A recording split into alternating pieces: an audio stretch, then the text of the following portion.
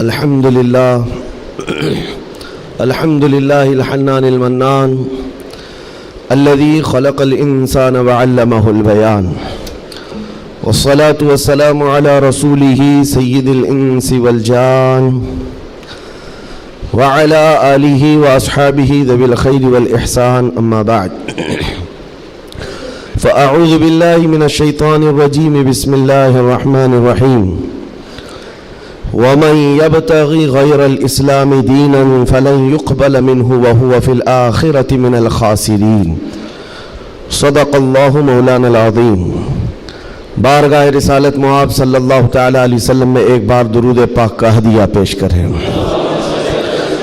اللہم صلی علی سیدنا و مولانا محمد معدن الجود والکرم وآلہ واصحابہ الکرام وابنہ الکریم وبارک وسلم صلاة دائمة سرمدا ابدا۔ عزیزان گرامی وقار، ایک حدیث پاک ہے، رسول گرامی وقار صلی اللہ تعالی علیہ وسلم ارشاد فرماتے ہیں، ایمان کی حلاوت، ایمان کی لذت، ایمان کی جو شیرینی ہے، مٹھاس ہے، آپ کو ملی ہے یا نہیں ملی ہے یہ میں نہیں بتا سکتا ہوں، لیکن اگر پانا ہے اس کی لذت، اس کی حلاوت، ایمان کی مٹھاس ہوتی کیسے ہے، اس کے لیے حضور پاک صلی اللہ علیہ وسلم نے 3 علامتیں بتائی ہیں۔ جس شخص کے اندر یہ 3 باتیں آ جائیں تو پھر وہ ایمان کی لذت محسوس کر سکتا ہے، ایمان کی مٹھاس اسے مل سکتی ہے۔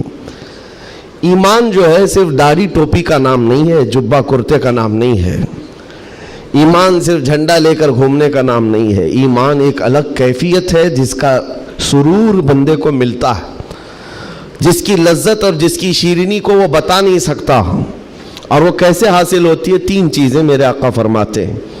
پہلی چیز، اللہ اور اس کے رسول سے سب سے زیادہ محبت کرتا ہو، پہلی چیز۔ اور دوسری چیز یہ ہے کہ جس سے بھی محبت کرتا ہے دنیا میں وہ صرف اللہ اور اس کے رسول کے لیے کرتا ہے۔ تیسری چیز ہے، کفر میں واپس لوٹنے کو اتنا سخت سمجھتا ہو جیسے آگ میں ہاتھ ڈالنے کو سخت سمجھتا ہو۔ آگ میں ہاتھ ڈالنا کسی کے لیے آسان ہوگا، لیکن کفر و شرک کی طرف جانے کو سخت ناپسند کرتا ہو۔ یہ 3 چیزیں اگر تمہارے اندر آ گئی تو ایمان کی لذت مل جائے گی، ایمان کی مٹھاس مل جائے گی۔ زندگی میں سب سے زیادہ پرائیورٹی کس چیز کو ہو؟ اللہ اور اس کے رسول کو۔ دوسری چیز، دنیا میں جس سے بھی تعلق بنے گا وہ صرف اللہ اور اس کے رسول کے لیے بنے گا۔ تیسری چیز، کفر کی طرف کبھی لوٹنا پسند ہرگز نہ کرے، بلکہ کفر کا نام سنتے ہی اس کے اندر ایسی ہیبت آ جائے کہ میں آگ میں ہاتھ ڈالنا تو پسند کروں گا لیکن کفر کی طرف ہرگز نہیں جا سکتا۔ یہ 3 چیزیں تمہارے اندر ہیں یا نہیں، آپ آبزرو کر لیں، خود آپ اس کا احتساب کر لیں کبھی بیٹھ کر کے کہ میں زندگی میں سب سے زیادہ کس سے محبت کرتا ہوں۔ اگر اللہ اس کے رسول سے سب سے زیادہ محبت کرتے ہو تو اس کا مطلب ہے کہ پہلی چیز تمہارے اندر آ گئی ہے۔ اور اپنے تعلقات کو دیکھ لو، جس سے بھی آپ کے تعلقات ہیں وہ اللہ اس کے رسول کی رضا کے لیے ہے تو دوسری چیز بھی تمہارے اندر ہے۔ اور تیسری چیز بہت امپورٹنٹ ہے جو اس زمانے کے لیے ہے، کفر کی طرف لوٹنا اتنا ناپسند کرتا ہو جتنا آگ میں جانا بھی ناپسند نہ کرتا ہو۔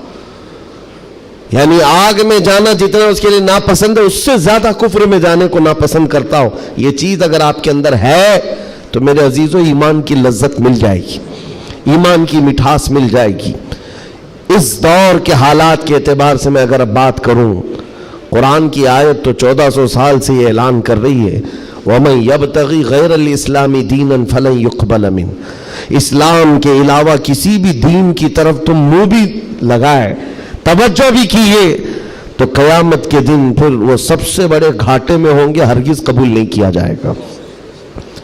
میں بات یہاں سے شروع کرتا ہوں کہ آج لوگوں نے اس کو ہلکے میں لینا شروع کر دیا، چاپلوسی کرتے کرتے، خوشامد دوسروں کی واہواہی حاصل کرنے کے لیے کبھی پوجا پاٹ میں بھی شریک ہو گئے، کبھی ان کی رضا حاصل کرنے کے لیے ان کی محفل میں بھی بیٹھ گئے، اللہ اور اس کے رسول کو چھوڑ دیا۔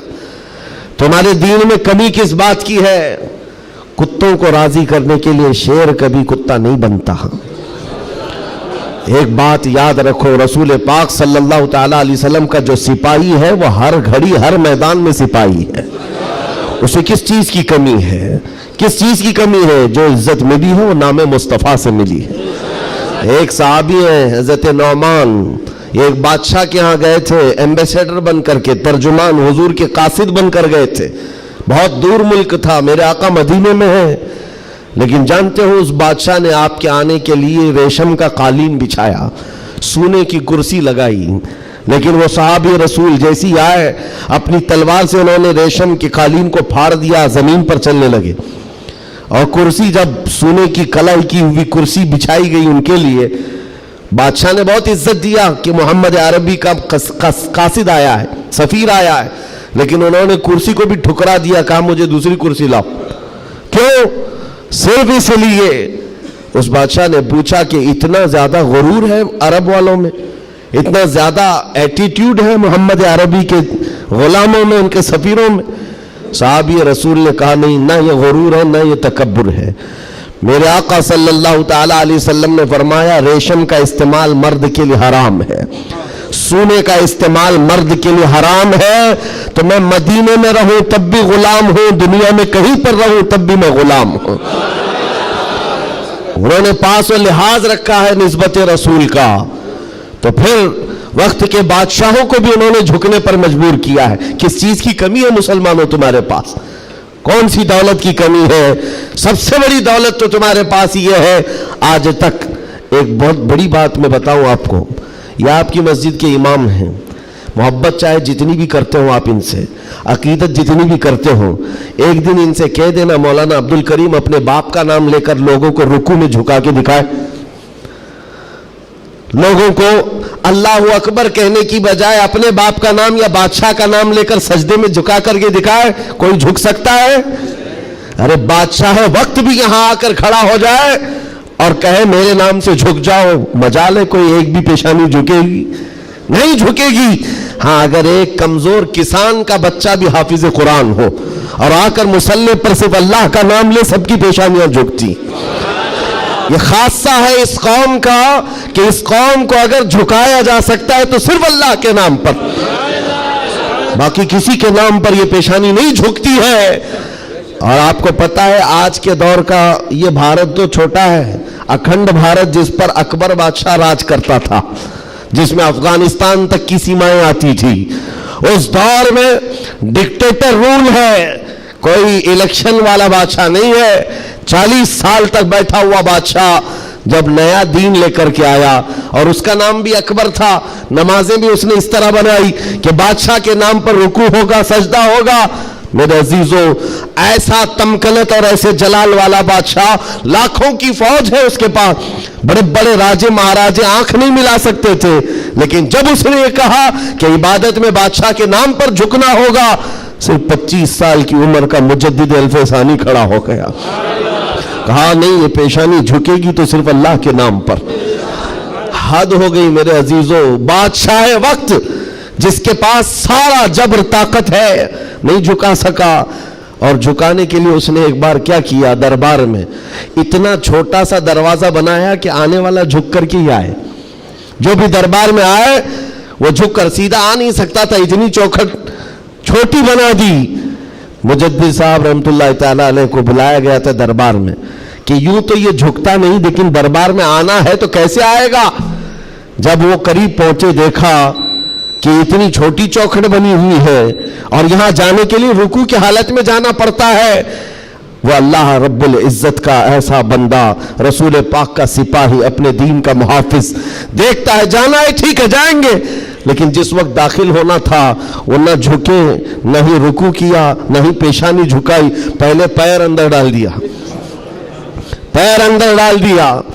جیسے سامنے لوگوں نے دیکھا کہ لوگ پیشانی پہلے اندر ڈال کر کے آتے تھے، اور یہ عالم دین ہے کہ پیر اندر ڈال کر کے آ رہا ہے.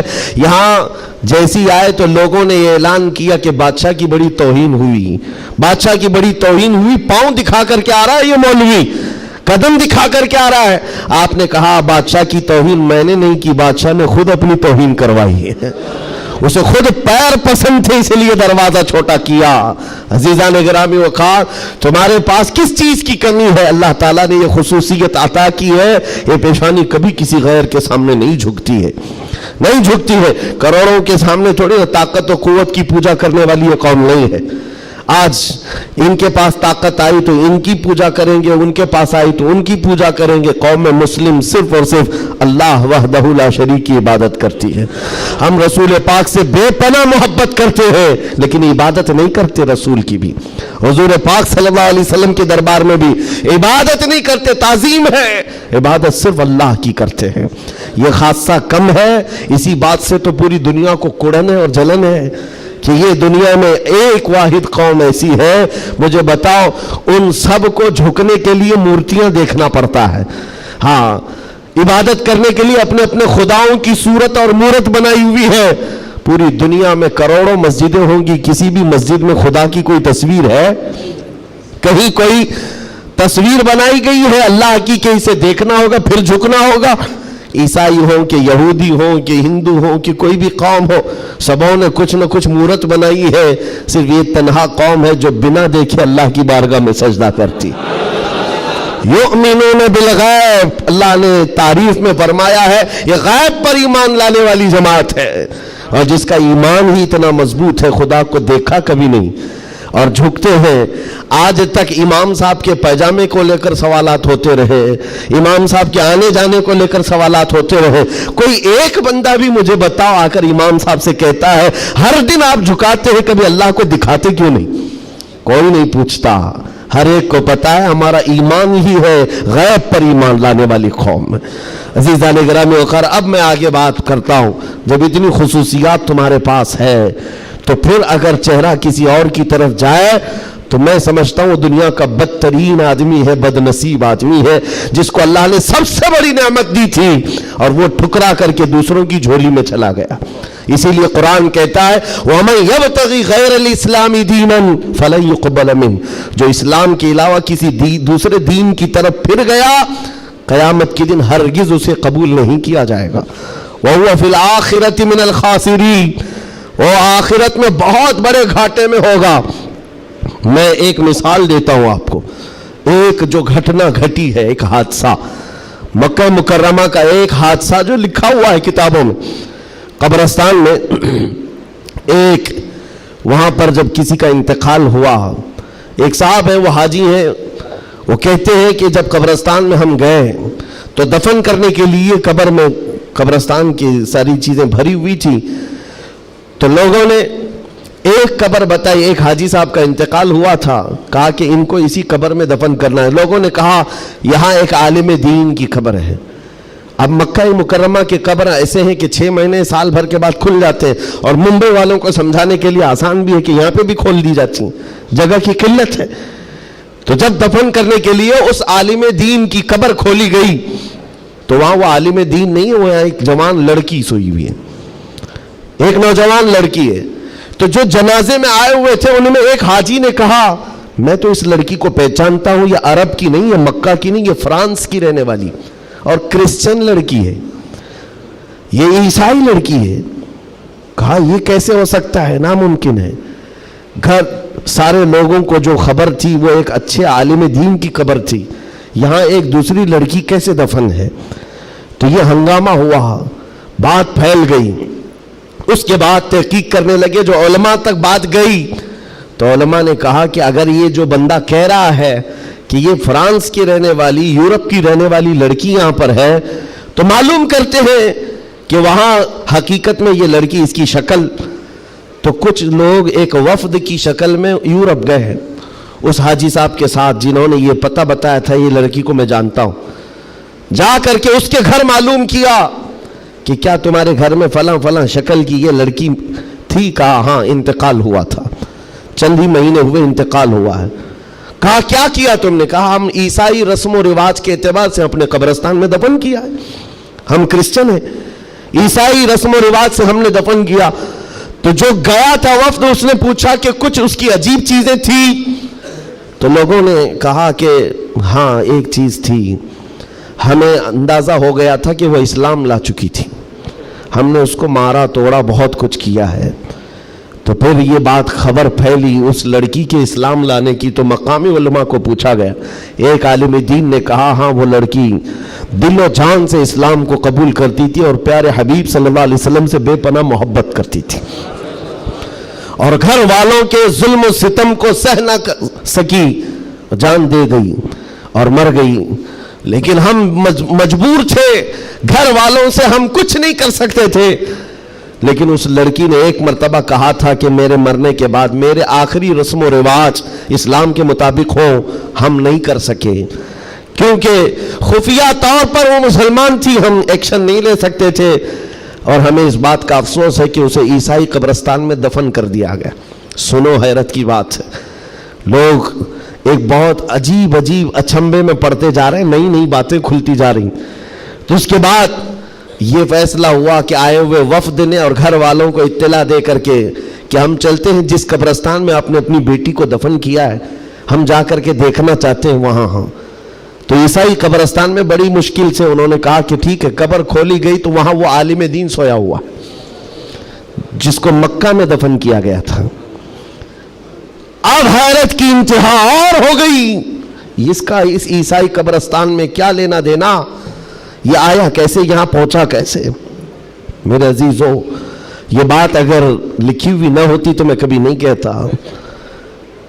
اور جب اور حیرت بڑھ گئی, وہ وفد علماء کا واپس آیا, کہا کہ اس راز کو ہم معلوم کرتے ہیں اس عالم کے گھر سے ہی. ایک بات تو سمجھ میں آ گئی کہ لڑکی مسلمان ہو گئی تھی اور اسلام سے بے پناہ محبت تھی. اللہ کا کرم ہوا, ہو سکتا ہے اسے کفرستان سے نکال کر مولا تعالیٰ ایمان والوں کے بیچ میں, اولیاء اور صحابہ کے بیچ میں دفن کر دیا ہو. فرشتوں نے اس کو منتقل کر دیا, اور یہ ممکن ہے, یہ ممکن ہے. لیکن اس کے ساتھ کیا ہوا ہے, یہ مسلمانوں کے قبرستان سے کرسچن اور عیسائیوں میں کیسے آ گیا. گئے واپس جانے کے بعد بہت قابل توجہ بات کر رہا ہوں, اور اس زمانے کی بہت ہی امپورٹنٹ چیز آپ کو میں بتا رہا ہوں, دل دہلا دینے والی چیز ہے. واپس آنے کے بعد اس عالم کے گھر گئے لوگ, اس کی بیوی موجود تھی جو بیوہ تھی. جا کر پوچھا کہ تیرے شوہر کے بارے میں ہمیں کچھ معلومات حاصل کرنی ہے. اس نے کہا بتائیے کیا ہے. کہا کہ کیسا تھا وہ. کہا اس کے اخلاق بہت اچھے تھے, اور نمازوں کی, کہا ایک نماز بھی قضا نہیں کرتا تھا, پابند تھا, لین دین میں سب چیزوں میں اچھا تھا. پھر بچا کیا, بیوی ساری چیزیں اچھی بتا رہی, مسلمان ہے. بیوی نے گھبرا کر پوچھا آخر اس کے بارے میں اتنی تحقیق کیوں کر رہے ہیں, آپ بتا سکیں. تو علماء نے کہا کہ بتانے کے لائق نہیں ہے, لیکن سن لو, تمہارا شوہر مکہ کے قبرستان میں نہیں ہے, عیسائیوں کے قبرستان میں ملا. اس کی قبر میں وہ موجود نہیں. وہ دھاڑے مار کر رونے لگی کہ ہائے کیا ہو گیا میرے شوہر کے ساتھ, وہ عیسائیوں کے قبرستان میں کیسے پہنچ گیا. اور جب اس کا غم میں کچھ افاقہ ہوا تو خاتون کہتی ایک بات ہے جو بات مجھے آج کہنا ہے, توجہ. عورت کہتی ایک بات ہے, میرا شوہر سب اچھا تھا, لیکن کیا ہے جانتے ہو, جب ہم لوگ رات کو سوتے یا جمع کرتے غسل واجب ہوتا تو ہر بار میرا شوہر ایک بات کہتا کہ عیسائیوں کے مذہب میں کتنا اچھا ہے کہ غسل واجب نہیں ہوتا. یہ ہمارے اسلام میں ہے کہ بار بار نہانا پڑتا ہے, عیسائیوں کے مذہب میں جو ہے جمع کرنے کے بعد غسل واجب نہیں ہوتا, کتنا اچھا ہے. یہ بات وہ کہتا تھا, تب میں اس کو ٹوکتی تھی کہ دین اسلام کے علاوہ کسی دوسرے مذہب کے متعلق مت کہا کرو. بار بار وہ یہ کہتا تھا, شاید یہ وجہ ہے کہ موت کے بعد اسے وہیں پہنچا دیا گیا جہاں کی وہ بات کرتا تھا. وَمَن يَبْتَغِ غَيْرَ الْإِسْلَامِ دِينًا فَلَن يُقْبَلَ مِنْهُ, قرآن کہتا ہے جو اسلام کے علاوہ دوسرے دین کی طرف منہ پھیرا ہرگز نہیں قبول کیا جائے گا. اور میرے آقا فرماتے ہیں من تشبہ بقوم فہو منہم, جس نے کسی دوسری قوم کی مشابہت اختیار کی قیامت کے دن اسی قوم کے ساتھ اسے اٹھایا جائے گا, اسی قوم کے ساتھ اٹھایا جائے گا. مسلمانوں, آج ایمان مضبوط کرنے کا وقت آ گیا آپ کے. ہواؤں کو دیکھ کر, طوفانوں کو دیکھ کر آپ اپنے دین میں ذرا بھی لچک نہ لانا. کلمہ طیبہ پر اگر حملے ہونے لگے تو کیا تم اپنا کلمہ بدل لو گے؟ اذان سے اگر کسی کو نفرت ہونے لگی تو کیا اذان کے کلمے بدل لو گے؟ یہ دنیا اگر تم بدلنے لگ گئے تو اتنا بدلے گی کہ انسان کی بجائے کتا بنا کر رکھ دے، تب بھی وہ راضی نہیں ہوں گے، تب بھی وہ راضی نہیں ہوں گے۔ ہم نے دیکھا ہے ان لوگوں کو جو آج بھی دھوتیاں اٹھا کر کے چلتے ہیں، جوتیاں اٹھا کر کے چلتے ہیں، ان کی حیثیت کیا ہے؟ آج کفار و مشرکین کے قدموں میں بیٹھ کر کے وہ سوچتے تھے کہ سکتہ مل جائے، تختہ مل جائے، ملا کچھ نہیں، استعمال ہوتے رہے، ذلیل اتنے ہوئے کہ نہ اپنی قوم کے رہے نہ اس قوم کے رہے۔ کاش ایک بار میرے مصطفیٰ کا وفادار بن کر دیکھتا، ایک بار بن کر کے دیکھتا، پھر عزتیں کیا ہیں؟ اللہ اکبر، جب تک بکے نہ تھے تو کوئی پوچھتا نہ تھا، یا رسول اللہ تم نے خرید کر ہمیں انمول کر دیا ہے۔ حضور کے قدموں میں جو عزت ہے وہ کہیں نہیں مل سکتی۔ تخت کے لیے، سکتے کے لیے جو لوگ اپنا مشن بھول گئے، اپنا دین بھول گئے، اپنا ضمیر بیچ لیے، میرے عزیزوں بہت بڑے گھاٹے میں ہیں، بہت بڑے گھاٹے میں ہیں۔ زندگی میں ایک بات یاد رکھو، اسی لیے میں نے اسی حدیث سے یہ بات شروع کی۔ اللہ کے نبی فرماتے ہیں کفر کی طرف پلٹنے کو اتنا ناپسند کرتا ہو جتنا آگ میں ہاتھ ڈالنے کو ناپسند کرتا ہو، آگ میں ہاتھ ڈالنے کو ناپسند کرتا ہو، اتنا سخت و ناپسند کرتا ہو، تب جا کر کے اس کو ایمان کی لذت ملے گی، ایمان کی حلاوت ملے گی۔ آج اپنے بچوں کو بھی یہ نصیحت کرو، کفر کی آندھیاں چلی ہوئی ہیں، تمہارے بچوں کو اسکولوں میں کب کافر بنا دیا جاتا ہے پتہ ہی نہیں چلتا، کب تمہیں کون سے بھجن سکھائے جائیں، کون سے گیت سنائے جائیں جس کی وجہ سے بندہ کافر بن جاتا ہے، اسلام سے اس کا تعلق ہی ختم ہو جاتا ہے۔ اپنے بچوں کو اس بات کی تو تلقین کر کے جاؤ، بیٹا ہر چیز قربان کی جا سکتی ہے لیکن ایمان کا سودا نہیں ہوتا، ایمان کا سودا نہیں ہوتا۔ ایمان یہ اللہ تعالیٰ کی طرف سے دی ہوئی ایسی بڑی نعمت ہے، کروڑوں ہیں دنیا میں مگر مولا نے تمہیں چنا ہے دین اسلام کے لیے، اور اس میں بھی مسلمانوں میں بھی اللہ کا کتنا بڑا احسان ہے، ہزاروں فرقے ہیں لیکن عاشقوں میں تمہیں چنا گیا ہے۔ ہاں، حضور کی محبت کرنے والے سپاہیوں میں تمہارا نام آتا ہے۔ اپنے تو اپنے غیر بھی آج کہتے ہیں کہ سب سے زیادہ اپنے نبی کو پکارنے والی کوئی قوم ہے تو اہل سنت و جماعت ہے۔ ہاں کیوں نہیں ہے؟ کہاں سے یہ نعرے لگتے ہیں لبیک یا رسول اللہ؟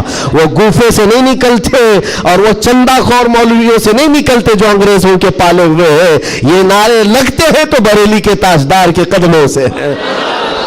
جو وابستہ ہے عاشقوں کی جماعت ہے وہی سے۔ دنیا کو یہ اچھی طرح سے معلوم ہے اپنے نبی سے سب سے زیادہ وابستہ کوئی قوم ہے اس روئے زمین پر تو اہل سنت و جماعت ہے، اہل سنت و جماعت ہے۔ اس چیز کا سودا کبھی ہونے مت دینا ہے میرے عزیزو، اس چیز کا سودا ہونے مت دینا۔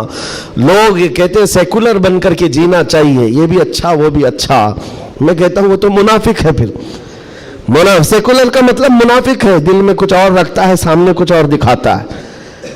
اسلام میں یہ سیکولرزم نہیں ہے، اسلام یہ کہتا ہے لا اعبد ما تعبدون، میں اس کی عبادت نہیں کرتا جس کی تم کرتے ہو۔ جانتے ہو میرے آقا صلی اللہ تعالیٰ علیہ وسلم نے 2 ٹوک جملوں میں کہا تھا، ایسا نہیں ہے کہ مصلحت میرے آقا سے زیادہ کون جانتا ہے۔ آج لوگ یہ کہتے ہیں کہ سب حالات بنائے رکھنے کے لیے ہمیں کرنا پڑتا ہے، حالات بنائے رکھنے کے لیے تمہیں کرنا پڑتا ہے، یہ کیسی بات ہوئی؟ یہ وہ لوگ ہیں جو حالات بنائے رکھنے کے لیے اپنی ماں اور بہنوں کی عزت بھی داؤ پر لگا دیں گے۔ جب درندہ کوئی ڈاکو اس کو خوش کرنا ہو تو کیا تم اپنی عورتوں کا سودا کر سکتے ہو؟ غیرت مر گئی ہوگی ایسے بندے کی۔ حضور پاک کے پاس مشرکین آئے، یہ آپ کو میں بتا دیتا ہوں، قل یا ایھا الکافرون لا اعبد ما تعبدون، یہ سورہ پڑھتے ہیں کہ نہیں پڑھتے نماز؟ کب نازل ہوئی تھی آپ کو بتا دوں، یہ سورہ کب نازل ہوئی؟ حضور پاک صلی اللہ علیہ وسلم کے پاس مشرکین مکہ آئے اور کہا اے محمد صلی اللہ علیہ وسلم ایک کام کریں، آپ ہمارے خداؤں کو برا بھلا مت کہیے، ہم آپ کے دین میں آ جائیں گے، اسلام پر ہم بھی تھوڑا تھوڑا عمل کریں گے، لیکن جن کی ہم پوجا کرتے ہیں نا، عبادت کرتے ہیں، ان کو کچھ مت کہیے۔ حضور پاک نے فرمایا جو شرک ہے میں اس کو شرک کہوں گا، اللہ کے سوا کوئی دوسرے کی عبادت ہے ہی نہیں، اور اس بات کا میں اعلان کروں گا حضور آئے ہی ہیں شرک کو ختم کرنے۔ حضور نے فرمایا یہ نہیں ہو سکتا، تو پھر آپشن دوسرا مشرکین کی طرف سے کہا ایک کام کرتے ہیں, 1 سال آپ ہمارے خداؤں کی عبادت کریں, 1 سال ہم آپ کے خدا کی عبادت کریں گے, ہاں آدھا آدھا کریں گے. آج بہت سارے لوگ اگر یہ کرنے کی کوشش کر رہے ہو تو سن لیں, آدھا آدھا کریں گے, ہم بھی آپ کے یہاں جائیں گے, آپ بھی ہمارے یہاں آئیں گے. حضور پاک صلی اللہ تعالی علیہ وسلم نے فرمایا ہرگز نہیں ہو سکتا, تم چاند اور سورج میرے ہاتھ میں لا کر رکھ دو, میں اس کی عبادت نہیں کرتا جس کی تم کرتے ہو, میں پالنہار حقیقی کی عبادت کرتا ہوں. آخری آپشن جانتے ہو کیا کیا تھا, کیا دیا تھا انہوں نے؟ مشرکین نے کہا چلو محمد صلی اللہ علیہ وسلم آپ یہ بھی نہیں مانتے وہ بھی نہیں مانتے تو کم سے کم اتنا کرو کہ صرف اور صرف ہمارے خداؤں پر ایک بار ہاتھ رکھ دو, بس چھو کر کے چلے جاؤ. نبی پاک صلی اللہ علیہ وسلم سے صرف اتنا تقاضا تھا ان کا کہ آپ ہاتھ لگا کر چلے جائیں. یہاں تو سر جھکانے والے بھی موجود ہیں, ہاتھ لگا کر چلے جائیں. نبی پاک صلی اللہ علیہ وسلم جلال میں کہا ہاتھ لگانے کی بات, بلکہ میں تو نظر بھی اٹھا کر نہ دیکھوں, نظر بھی اٹھا کر نہ دیکھوں. تب اللہ تعالیٰ نے پوری سورہ نازل فرمائے, قل یا ایھا الکافرون لا اعبد ما تعبدون, اے محبوب آپ فرما دیں اے کافروں میں اس کی عبادت نہیں کرتا جس کی تم عبادت کرتے ہو. یہ 2 ٹوک جملوں میں کہا گیا ہے.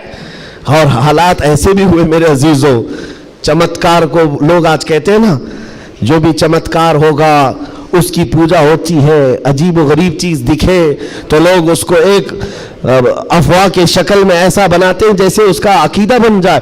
حضور پاک صلی اللہ تعالیٰ علیہ وسلم کے زمانے میں صحابہ کو رجھانے کے لیے کیا کیا نہیں کیا گیا مکہ مکرمہ میں.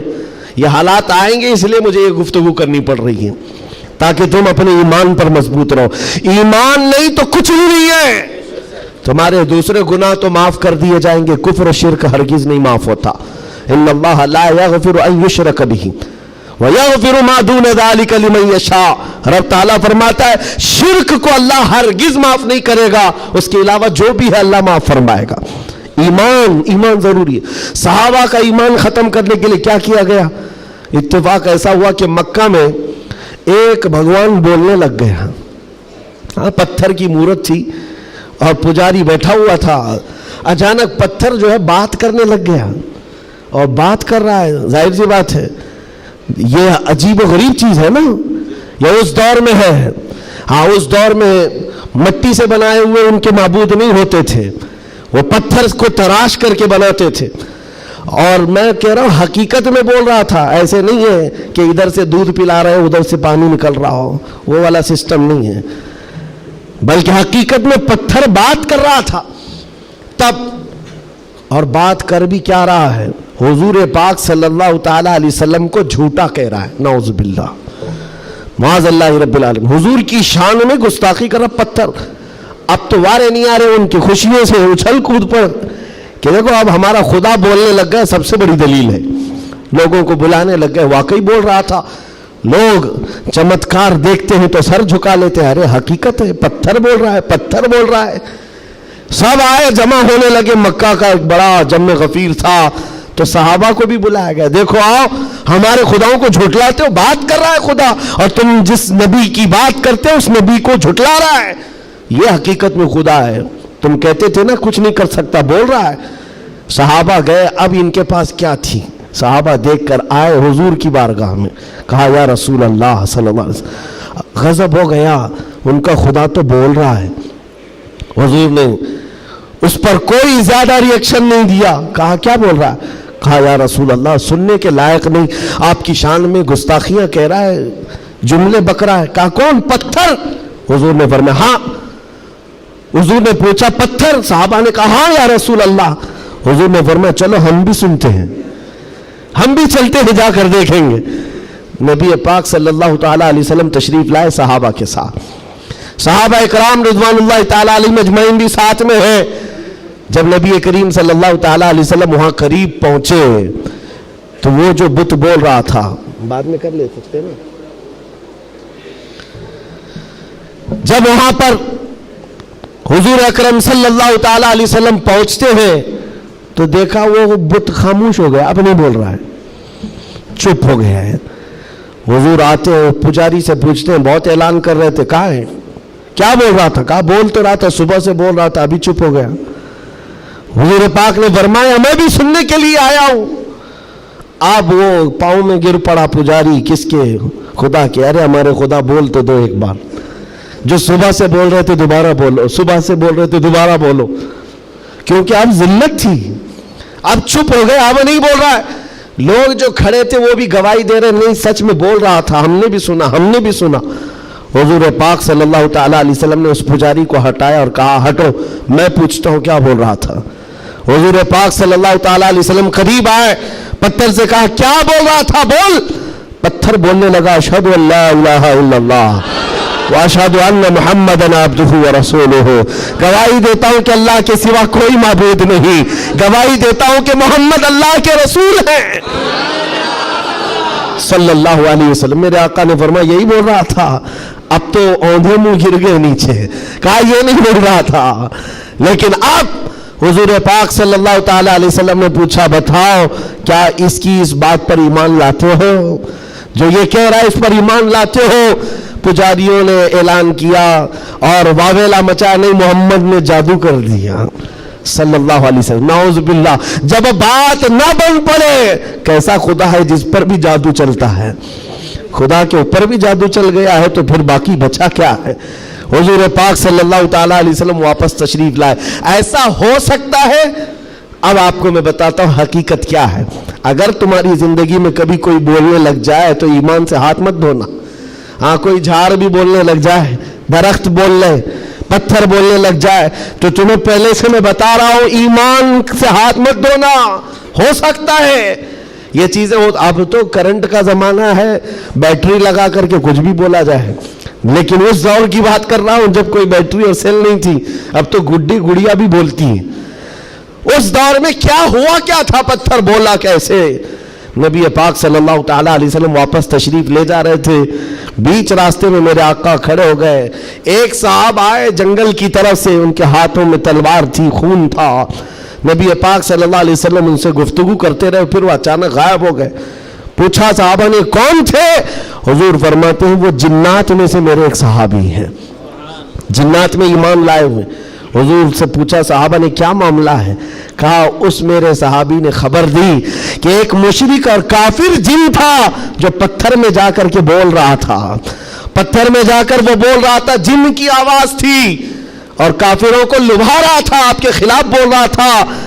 और हमें ये खबर मिली, हम अपने मोहल्ले में बैठे थे, जिन्नात के भी मोहल्ले हैं, आबादियां हैं, सब हैं। वो जिन साहबी कहते मुझे खबर मिली कि एक गुस्ताख, एक काफिर पत्थर में घुसकर आपके खिलाफ बोल रहा है। उसी वक्त में तलवार लेकर के निकला और जिस वक्त आया तो इत्तेफाक था कि आप भी वहां पर तशरीफ लाए हुए थे। मैं उस आपके आने से पहले उसका कत्ल कर चुका था, और जब आपने फरमाया पत्थर को बोल, क्या बोल रहा था? तब मैंने कहा था अशहदु अल्ला इलाहा इल्लल्लाह।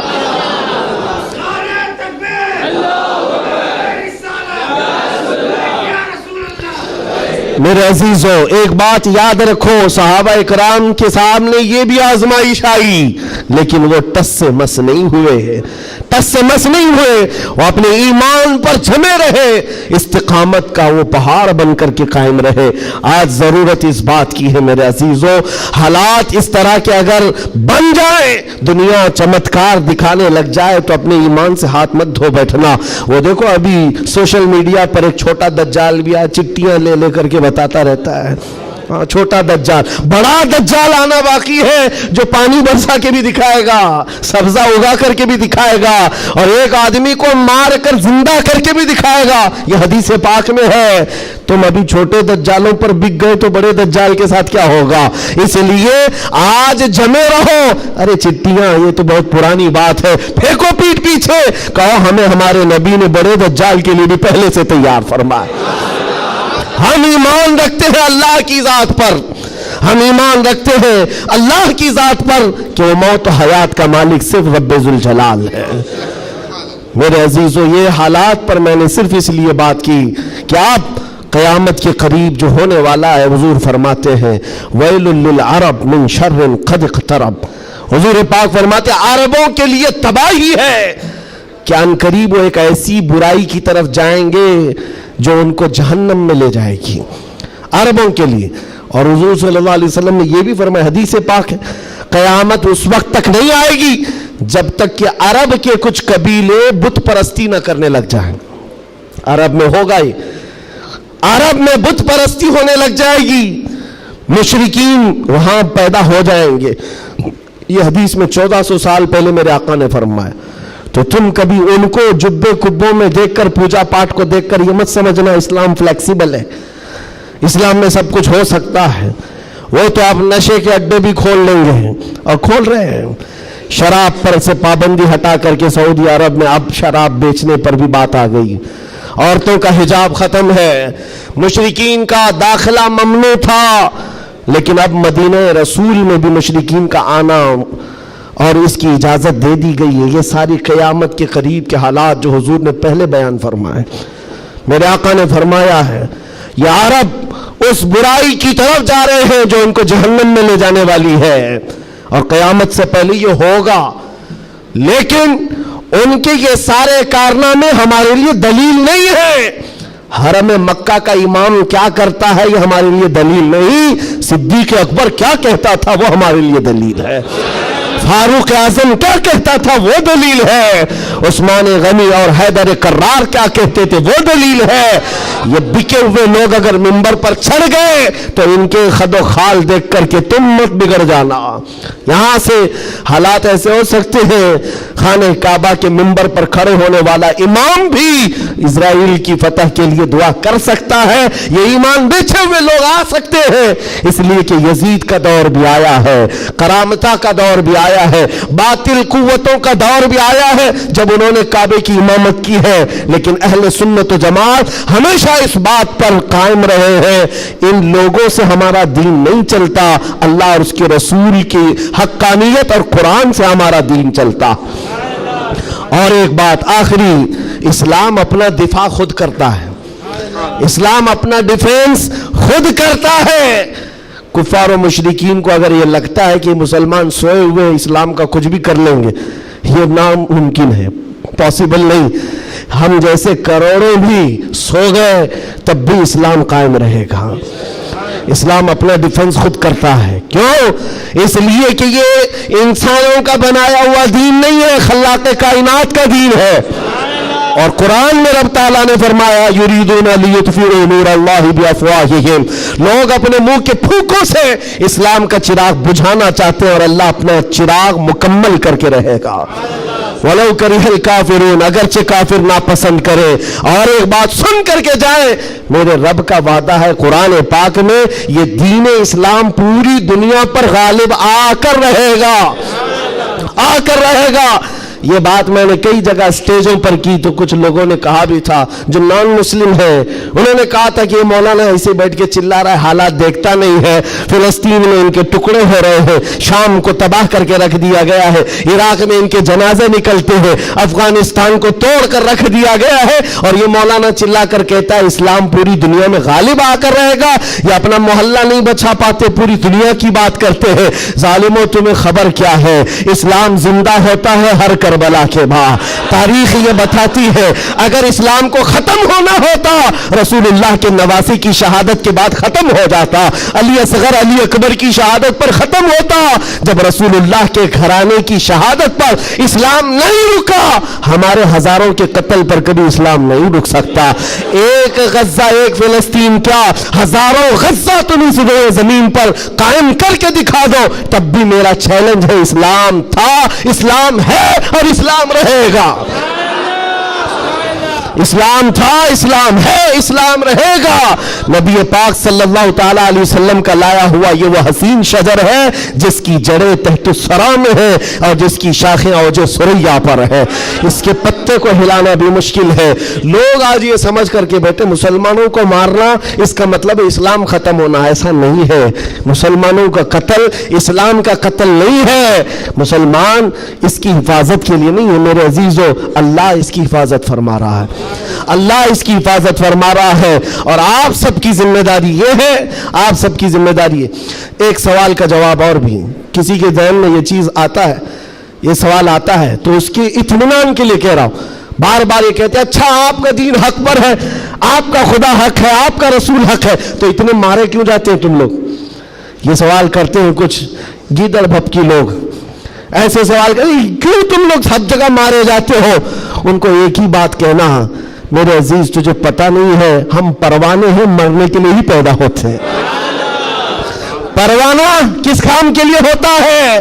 شمع کے ارد گرد گھومتا ہے اور اپنی جان دے دیتا ہے، اور اگر جان نہیں دیتا تو اسے پروانہ بھی نہیں کہا جاتا۔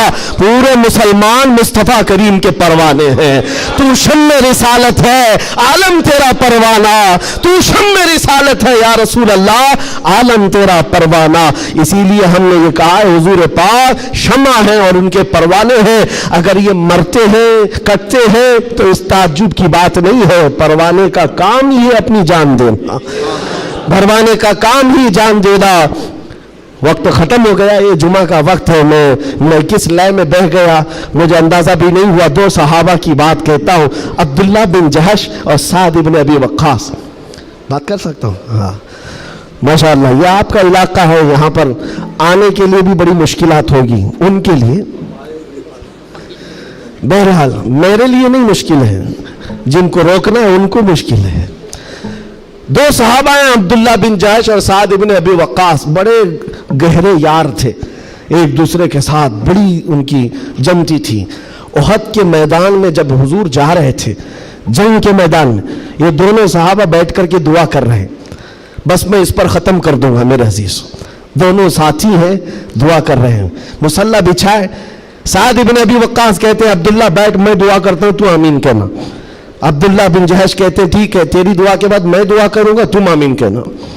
دوسرے دن جنگ ہے، سعد بن ابی وقاص دعا کرتے ہیں اللہ کل تیرے رسول کے دین کی حمایت کے لیے میں اتروں گا، تیرے نبی کے دین کی حمایت کے لیے ان کی صفوں میں جاؤں گا، مولا میری اتنی دعا ہے میرا سامنا کسی ایسے بڑے پہلوان سے کر، میرا سامنا دشمنوں کے ایسے بڑے پہلوان سے کر جو سب سے بڑا پہلوان ہو۔ اور خواہش تو دیکھو دعا میں کیا کہہ رہے ہیں سعد بن ابی وقاص، اے اللہ میں چاہتا ہوں کبھی اس کو سامنے سے ماروں، کبھی دائیں سے ماروں، کبھی بائیں سے ماروں، کبھی پیچھے سے، اور اس کے بعد گرا دوں اور سینے پر چڑھ کر کہوں لبیک یا رسول اللہ، یعنی اسلام کا پرچم بلند کرو۔ یہ ان کی دعا تھی۔ عبداللہ بن جہش آمین کہہ رہے تھے، اس کے بعد عبداللہ بن جہش کہتے اب میں دعا کرتا ہوں تو آمین کہہ۔ اللہ اکبر، ان کی دعا کیسی ہے، اللہ اللہ، حدیث میں پڑھتا ہوں میری آنکھیں بھیگ جاتی ہیں۔ عبداللہ بن جہش کہتے ہیں اے اللہ کل تیرا رسول میدان میں اتر رہا ہے، اور احد کے میدان میں جب میں تیرے دین کی حمایت کے لیے اتروں تو دشمنوں کی طرف میں بڑھ کر چلا جاؤں، تیری محبت میں، تیرے نبی کی محبت میں۔ کبھی کوئی دشمن مجھے سامنے سے مارے، کبھی دائیں سے مارے، کبھی بائیں سے مارے، کبھی پیچھے سے مارے، اور تیرے محبت میں مولا، تیرے رسول کی محبت میں ہر جگہ سے زخم کھاؤں اور پھر میں شہید ہو جاؤں اسلام زندہ باد کہتے ہوئے، اسلام کی بلندی کا نعرہ لگاتے ہوئے شہید ہو جاؤں۔ ایک مارنے کی دعا کر رہا ہے، ایک مرنے کی دعا کر رہا ہے۔ یہ رسول اللہ کے پروانے ہیں۔ دوسرے دن میدان جنگ میں جب یہ صحابہ آئے احد کے میدان میں، میرے عزیزو دعا قبول تھی، دعا قبول تھی۔ سعد بن ابی وقاص جیسی آئے، آپ کے مقابل میں مشرکین کا وہ پہلوان آیا جس کے بارے میں کہا جاتا تھا وہ 1000 لوگوں کی تنہا طاقت رکھتا تھا، وہ مقابل میں آیا۔ سعد بن ابی وقاص کہتے ہیں میں تو کامیاب ہو گیا، مولا نے میری دعا سن لی اور بڑا پہلوان میرے سامنے بھیجا۔ اور پھر تیر جب چلاتے تھے اور تلوار چلاتے تھے، ان کی دعا کے مطابق ہی اس بڑے پہلوان کو کبھی دائیں سے مارا، کبھی بائیں سے مارا، کبھی سامنے سے مارا۔ اور سعد بن ابی وقاص کی تلوار اور ان کی تیر کا اندازہ کر سکتے ہو، یہ تنہا صحابی ہے، جب تیر چلاتے تھے میرے آقا پیچھے سے کہتے تھے بیابی انت و امی علمی یا سعد، اے سعد تیر چلا میرے ماں باپ تجھ پر قربان ہو۔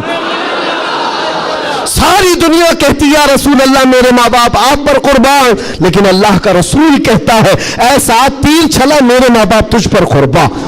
اب پھر تیر کی طاقت کا اندازہ کیا ہوگا، ڈھیر ہو گیا دشمن، ڈھیر ہو گیا بڑا پہلوان، سینے پر چڑھ کر کہا اسلام تھا، اسلام ہے، اسلام رہے گا۔ میرے عزیزوں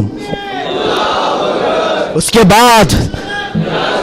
بعد جب جنگ کا خاتمہ ہوا شام کے وقت، یہ جنگ شکست میں بدل گئی تھی، پہلے فتح ہوئی پھر شکست ہوئی، 70 صحابہ شہید ہوئے۔ سعد بن ابی وقاص वो ढूंढते रहे मेरा जिगरी यार कहाँ है, अब्दुल्ला बिन जहश कहाँ है।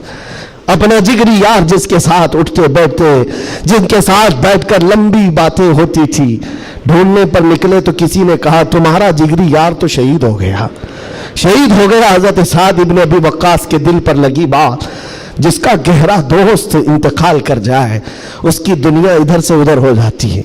साद इब्न अबी वक्कास कहते हैं मैं देखना चाहता हूं मेरे जिगरी यार को। ढूंढते हुए आए, लोगों ने कहा अब्दुल्ला बिन जहश को मानना पड़ेगा। ऐसा लड़ा कि नरगे में चला गया। साद इब्न अबी वक्कास पूछते क्या हुआ इनके साथ। लोगों ने रोते हुए कहा अब्दुल्ला बिन जहश को लोग दाएं से भी मार रहे थे, बाएं से भी मार रहे थे, सामने से भी मार रहे थे, पीछे से भी मार रहे थे। मारते मारते शहीद किया, उनके जिस्म के 80 टुकड़े कर दिए थे। 80 टुकड़े। उनके टुकड़ों को रस्सी में पिरोकर काफिरों ने हार बनाकर पहन लिया।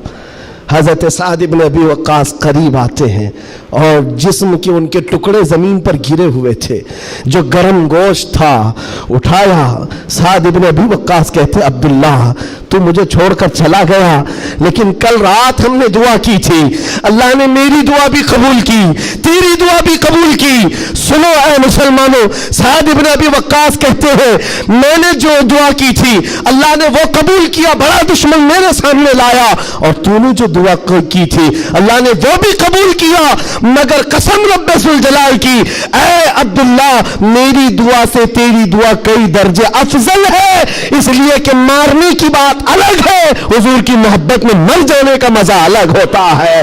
जान है इश्क मुस्तफा रोज फजू करे खुदा, जिसको हो दर्द का मजा नाज़े दवा उठाए क्यों, फिर के गली गली तबाह ठोकरे सबकी खाई क्यों, दिल को जो अक्ल दे खुदा तेरी गली से जाए क्यों। व आखिर दावाना अल्हम्दुलिल्लाहि रब्बिल आलमीन, लब्बैक या रसूल अल्लाह।